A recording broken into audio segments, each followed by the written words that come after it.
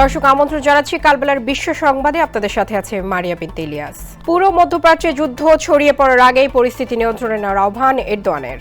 devam etmesi durumunda মধ্যপ্রাচ্যের অঞ্চল আগুনে নিক্ষিপ্ত হওয়ার আগেই ইরানের যুদ্ধ বন্ধ করার আহ্বান জানিয়েছে তুরস্কের প্রেসিডেন্ট রিসেপ তাইয়েপ এরদোয়ান। তিনি বলেন যে স্পর্শকাতর সময় অতিবাহিত হচ্ছে তা বিবেচনা করে সবাইকে খুবই সতর্ক থাকতে হবে, তা না হলে পুরো মধ্যপ্রাচ্যে যুদ্ধ ছড়িয়ে পড়তে পারে। সংকট সমাধানে যুদ্ধের পরিবর্তে কূটনীতিতে সুযোগ দেওয়ার অনুরোধ করেছেন তুর্কি প্রেসিডেন্ট।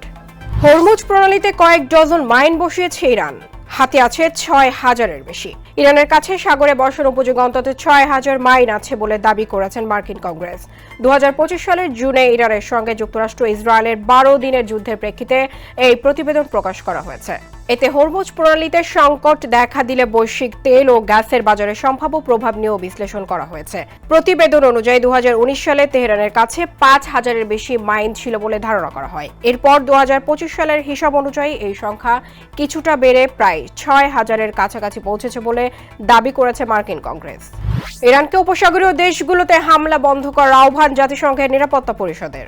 ইরানকে উপসাগরীয় অঞ্চলে দেশগুলোতে অবিলম্বে হামলা বন্ধ করার আহ্বান জানিয়েছে জাতিসংঘের সবচেয়ে প্রভাবশালী সংস্থা নিরাপত্তা পরিষদ। সোমবার এই বিষয়ে একটি রেজুলেশন পাশ হয়েছে নিরাপত্তা পরিষদের বৈঠকে। রেজুলেশনে বলা হয়েছে, উপসাগরীয় দেশগুলোতে হামলার মাধ্যমে ইরান শুধু আন্তর্জাতিক আইনের লঙ্ঘনই করছে না, বরং আন্তর্জাতিক শান্তি ও নিরাপত্তায় গুরুতর হুমকির সৃষ্টি করেছে। সরকার পতন সম্ভব নয়, ইরান ইস্যুতে ইসরায়েলের অসহায় স্বীকারোক্তি।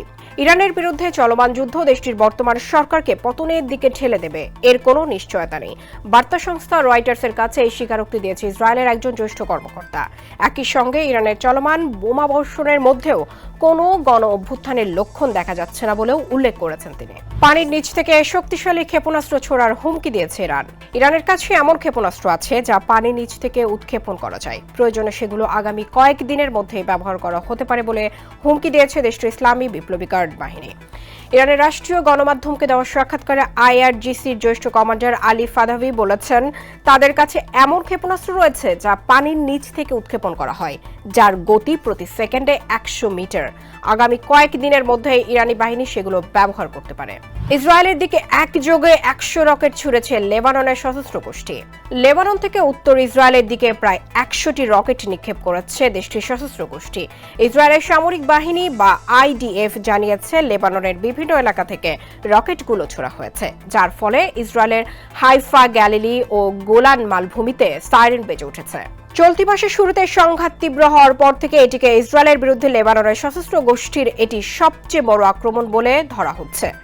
একই সময় ইরান থেকেও ক্ষেপণাস্ত্র ছোড়া হয়েছে বলে জানিয়েছে আইডিএফ। যুদ্ধ বন্ধে ৩টি শর্ত দিয়েছে ইরান। চলমান যুদ্ধ বন্ধে ৩টি শর্ত দিয়েছে ইরানের প্রেসিডেন্ট মাসুদ পেজেশকিয়ান। তিনি বলেন, যুদ্ধ বন্ধ করতে হলে ইরানের বৈধ অধিকারের স্বীকৃতি দিতে হবে, ক্ষতিপূরণ দিতে হবে এবং ভবিষ্যতে আর কোনো আগ্রাসন না চালানোর নিশ্চয়তা দিতে হবে। ইরাকের বন্দরে ২ তেলবাহী ট্যাঙ্কারে ইরানের হামলা। ইরাকে আলফাও বন্দরে ২টি বিদেশি তেলবাহী ট্যাঙ্কারে হামলার ঘটনায় একজন ক্রু সদস্য নিহত হয়েছেন এবং আরও ৩৮ জনকে উদ্ধার করা হয়েছে বলে জানিয়েছে ইরাকি সেনাবাহিনী। এই ঘটনায় ইরানকে দায়ী করেছে ইরাক। ইরাকের সেনাবাহিনীর মুখপাত্র সাদমান জানিয়েছেন, ২টি তেলবাহী জাহাজের ওপর হামলা চালানো হয়েছে। হামলাটি ইরাকের আঞ্চলিক জলসীমার ভেতরে ঘটেছে।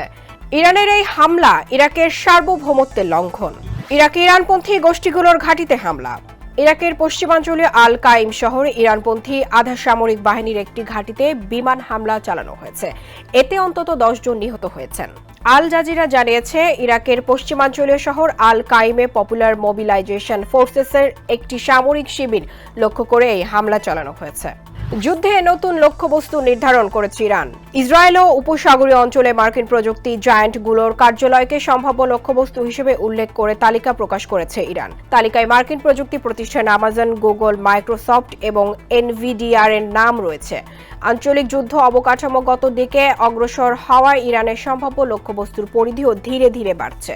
ইসরায়েলি গোয়েন্দা সংস্থার সদর দপ্তরে হামলা চালিয়েছে ইরান।